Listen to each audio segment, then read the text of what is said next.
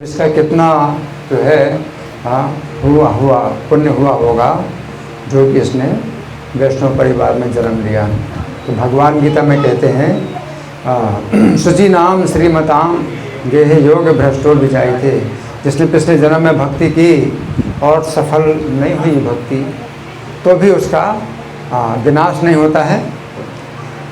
वो जो है पुण्यात्माओं के लोक में जाकर के बहुत समय तक निवास करता है और फिर शुचि नाम श्रीमताम गेह योग भ्रष्टो विजाई थे। पवित्र घर में और धनी घर में उसका जन्म होता है। तो ये है ही प्रभु जी जो है पवित्र हैं सदानंद बलदेव प्रभु और धनी हैं। तो बच्चों को जो है धनी घर में जन्म मिलता है तो खाने की और पीने की कोई असुविधा नहीं होती है। पर्याप्त रूप से खाना पीना सब होता है और इनको अवसर मिलता है भक्ति करने का। तो पवित्र घर में और धनी घर में जन्म मिलता है। तो ऐसा जो है जन्म दुर्लभ है। लेकिन फिर और ज़्यादा दुर्लभ जन्म क्या है? अथवा योगिनाम एव कुले भवति धीमताम। अथवा फिर योगियों के ही कुल में जन्म लेता है। तो योगी का मतलब भक्ति योगी। तो भक्ति योगी के ही कुल में जन्म लेता है। तो इसका जो जन्म हुआ है वो केवल पवित्र घर में और धनी घर में नहीं मिला है बल्कि भक्ति योगी के घर में जन्म मिला है। अरे वो इसका जो इतना बड़ा सौभाग्य है वो बहुत बड़ा सौभाग्य लेकर के आई है ये है। अथवा योगी नाम एव कुले भवति धीमताम एतद्धि दुर्लभतरम। तो दुर्लभ से अधिक दुर्लभ जन्म है, दुर्लभ जन्म है और दुर्लभ से अधिक दुर्लभ जन्म। एतद्धि दुर्लभतरम लोके जन्म यदि दशम तत्र तम बुद्धि संयोगम लभते पौर्वदेहिकम। तो इनको जो है क्या है कि भक्ति योग के जो संस्कार है पिछले जन्म के वो स्वतः प्राप्त हो जाते हैं। क्यों? क्योंकि ऐसा वातावरण मिलता है। जैसे कि अंडे पलते हैं ना, बिच्छू के अंडे पलते हैं कहाँ पर? चावल के ढेर में बिच्छू के अंडे पलते हैं, है ना। किसी प्रकार से इनका जो संस्कार है ये संस्कार लेकर के आई है। तो वो विकसित कैसे होंगे? ऐसे वैष्णव परिवार में। तो वैष्णव के परिवार में इनका जो संस्कार है वो विकसित होता है। तो अथवा तो तत्र तम बुद्धि संयोगम लभते पौर्वदेहिकम यदते चा ततो भूया संसद कुरुनंदन। और फिर ये उसी बिंदु से शुरू करते हैं भक्ति जिस बिंदु में इन्होंने पिछले जन्म में छोड़ी थी, उस बिंदु से। तो इनको जो है पिछली जो भक्ति के संस्कार हैं इनको स्वतः मिल गए और अब आगे जो है जो करेंगे भक्ति करेंगे तो उस बिंदु से करेंगे जहाँ पिछले जन्म में छोड़ी थी। तत्र तम बुद्धि संयोगम लभते पौर्वदेहिकम यदि चाहता तो भूया संसिद्ध कुरुनंदन। तो संसिद्धि मतलब पूर्णता के लिए फिर प्रयास करते हैं। तो पूर्णता के लिए प्रयास करते हैं तो तुमको ऐसा प्रयास करना है कि अब दोबारा तुमको माता पिता ना मिले। तो तुम्हारे ये सीता सेविका माता जी हैं और ये सदानंद बलदेव तुम्हारे पिता हैं, है ना।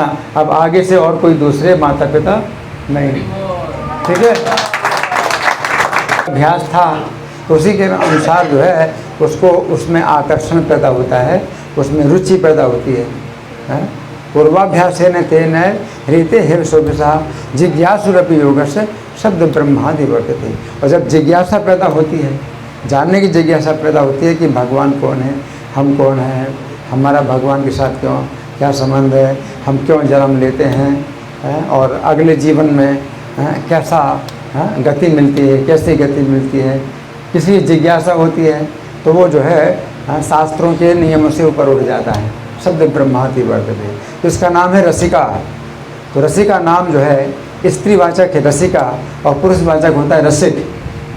तो श्रीमद् भागवत के पहले स्कंध के पहले अध्याय के तीसरे श्लोक में कहा गया है निगम कल्प तरोर्गलितम फलम शुक मुखाद मृतद्रव संयुतम पिबत भागवतम रसमालयम मुहुरहो रसिका भुवि भावुका।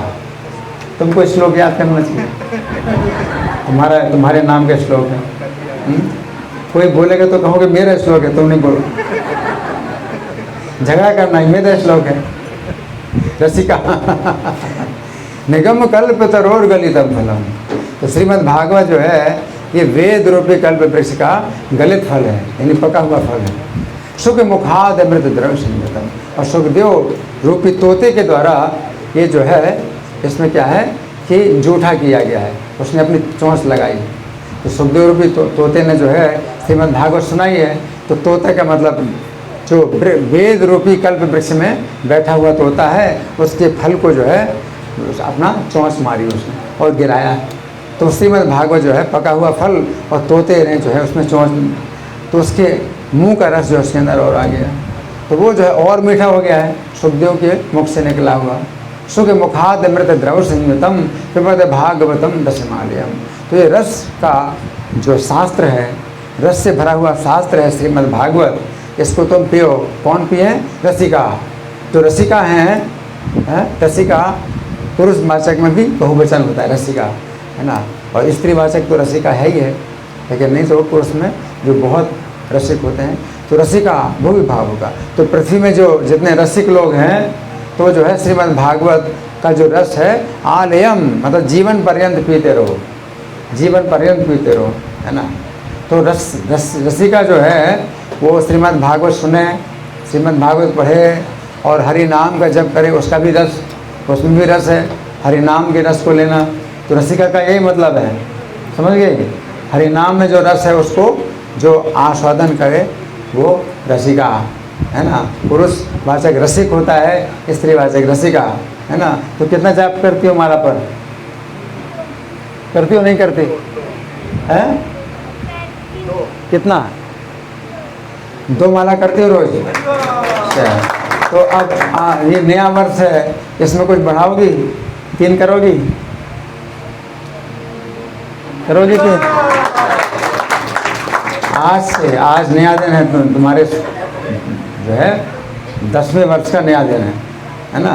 तो आज से 3, ठीक है, आज से 3 माला जब करेंगे तो नया जीवन, है ना।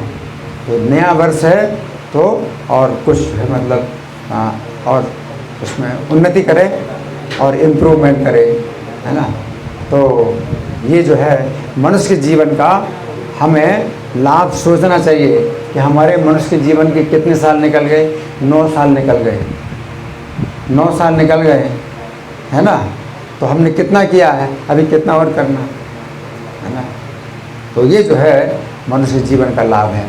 लोग जो है जन्मदिन, बच्चों के जन्मदिन मनाते हैं, है ना, तो केवल जन्मदिन मनाते हैं, इंद्रिय तृप्ति करते हैं, वो सोचते इंद्रिय तृप्ति है जीवन का लाभ है। इस प्रकार से जीवन को बर्बाद करते हैं, है ना। तो मनुष्य का जीवन बर्बाद करते हैं, है ना।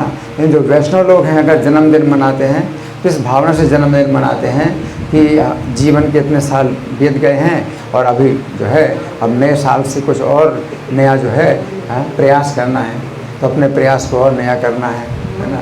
इस तरह से कितना समय हो गया?